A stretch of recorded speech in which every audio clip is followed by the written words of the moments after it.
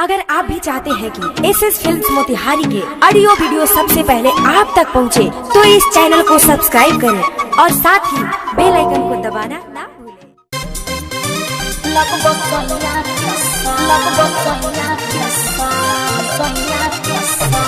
Presented by SS Films Motihari.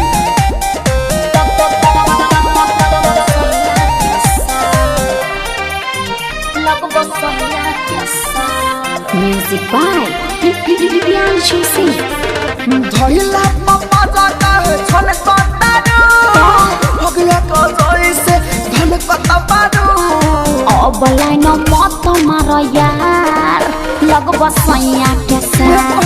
अब line मत मार यार लगब सैया के साथ। का बनल गइलू ना हो इहे कहबू तो का कही। Saurabh digital recording studio Motihari.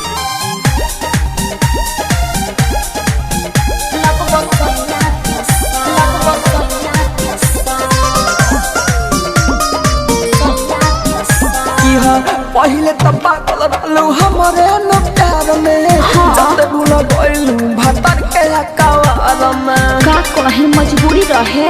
सुन ना छोड़ द पीछा कैलो हमर ये लभर मारे भातार जब जाने ये खबर। सुनो ए जान जानी बोला ऐसन बात चलो फिर कोन है के फिर से शुरुआत। अब लाइन मत मार लगब सैया के साथ।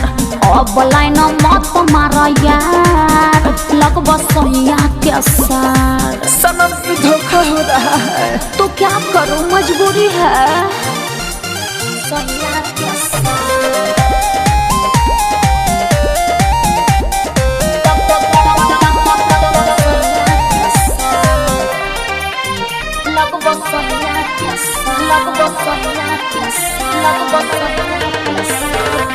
सुनो यार अब बन जा तू भाई यही में बाटे दोनों जन के भलाई। अरे बात तोरा माई के का कहता रे कहिए से बात बोले लूले करे जा लगे दर्द बुरा हुला भागे जा। धीरज दीवाना सच कही गीतकार छोरा अब जानी धराया अब लाइन मत मार लगब सैया के साथ। अब लाइन मत मार यार लगब सैया के साथ। सैया से भैया पा गइले का करब अब सुधर जा।